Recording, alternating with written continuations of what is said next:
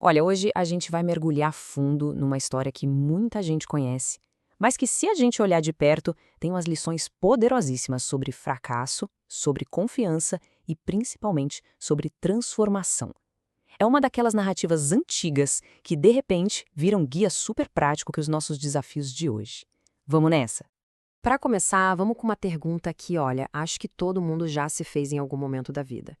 Sabe aquela sensação de esgotamento? De dar o sangue num projeto, num relacionamento, num objetivo e no fim nada? Pois é. É desse sentimento de frustração, de remar, remar e morrer na praia que a nossa conversa de hoje vai partir. E essa sensação, para nossa análise aqui, tem até um nome: a noite da rede vazia. É uma metáfora, né? Mas é perfeita para descrever aquele trabalho duro que parece que não leva a lugar nenhum, que não dá fruto. E como a gente vai ver, essa é uma experiência humana universal, que a história que vamos desvendar hoje encara de frente. E isso não é uma coisa de 2000 anos atrás, né? É só a gente olhar para o nosso dia a dia. A tal noite vazia pode ser aquele estudo que parece empacado, o trabalho onde ninguém parece notar o nosso esforço, ou até aquelas relações em casa que estão super tensas. Às vezes é um vazio espiritual, sabe? Uma oração que parece bater no teto e voltar. Em todos esses cenários, a tentação é a mesma. Ah, quer saber? Vou largar tudo, lavar as redes e desistir. Agora, vamos viajar um pouquinho no tempo. O cenário da nossa história é à beira do lago de Genezaré. Tenta imaginar a cena: uma multidão se espremendo para ouvir Jesus e ali do lado um grupo de pescadores. Mas eles não estão eufóricos, não. Estão exaustos, desanimados, só limpando o equipamento de trabalho. O clima entre eles é de pura exaustão. Pensa só, trabalharam a noite inteira, que é o melhor horário para pescar, e não pegaram nada, zero. Agora estão ali só no automático, limpando as redes, encerrando mais um ciclo de fracasso. É o fundo do poço do desânimo, sabe? E é justamente aí, nesse momento, que tudo está prestes a mudar. E é aqui que o jogo vira. Depois de falar com a multidão, Jesus se vira para Simão e dá uma ordem que, para um pescador experiente, soa como loucura. Avança para águas mais profundas. Isso não é um conselho qualquer. É uma instrução para sair da zona de conforto, da beirinha, para ignorar a experiência recente de fracasso e tentar de novo, só que de um jeito totalmente diferente. E isso nos leva para o clímax da história. O que acontece quando uma palavra de confiança bate de frente com a lógica humana? Com aquela vozinha da experiência que fica gritando: "Isso aí não vai dar certo, a gente já tentou". A resposta de Simão Pedro é a voz do nosso próprio cansaço, do nosso ceticismo. Dá quase para ouvir o suspiro dele falando, né? É a resposta à lógica de um profissional. Olha, mestre, a gente já ralou a noite inteira. Não tem peixe. É a voz da realidade, do fato, da experiência. E então, a virada de chave. O que é fascinante aqui é essa mudança de atitude. Mesmo com toda a lógica e a experiência dizendo não, Simão escolhe confiar. Mas por que foi o Senhor que falou? Ele não age porque faz sentido, mas porque confia em quem deu a ordem. E esse é o ponto central. A decisão de agir com base na confiança e não na evidência que ele tinha na mão.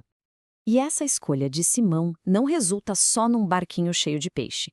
O resultado é tão avassalador que acaba revelando lições muito mais profundas. Acaba transformando um simples pescador em algo totalmente novo. Vamos ver como isso acontece. O resultado não foi só bom, foi absurdo. A quantidade de peixe era tanta que as redes começaram a se rasgar. Eles tiveram que gritar, chamar o barco do sócio para ajudar, e mesmo assim, os dois barcos ficaram tão lotados que quase afundaram.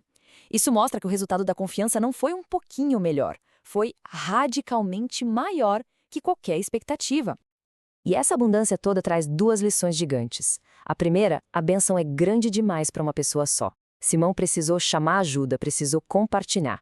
A recompensa da confiança é feita para ser dividida. E a segunda, que é talvez ainda mais profunda. Diante de algo tão extraordinário, Simão não fica orgulhoso. Pelo contrário, ele se sente pequeno, humilde. E é justamente essa humildade que abre a porta para um propósito muito maior na vida dele. A resposta de Jesus para o espanto e para o medo de Simão é, uau, transformadora. Ele não fala parabéns, boa pesca. Ele redefine completamente quem Simão é. Aquela pesca milagrosa, no fundo, não era sobre os peixes. Era uma preparação.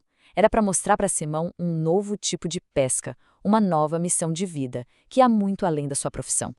Beleza, história incrível. Mas e a gente? Como a gente pega tudo isso e aplica na nossa própria noite de redes vazias? O que significa ir para águas profundas no nosso dia a dia? A reflexão original nos dá umas pistas bem práticas. Ir para águas mais profundas hoje pode ser algo bem concreto. Para quem está na noite vazia dos estudos, pode ser se trancar por 25 minutos e focar totalmente naquilo. Na família, pode ser ter aquela conversa difícil, mas começando com "eu me sinto assim", em vez de acusar. Na vida espiritual, pode ser só ler essa mesma passagem, com calma de verdade.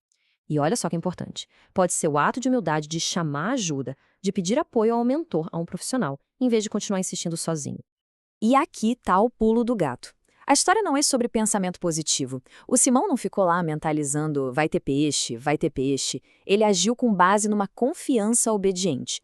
Ele confiou numa palavra e agiu. É essa ação, que nasce da confiança, que tem o poder de transformar o puro cansaço numa colheita inacreditável.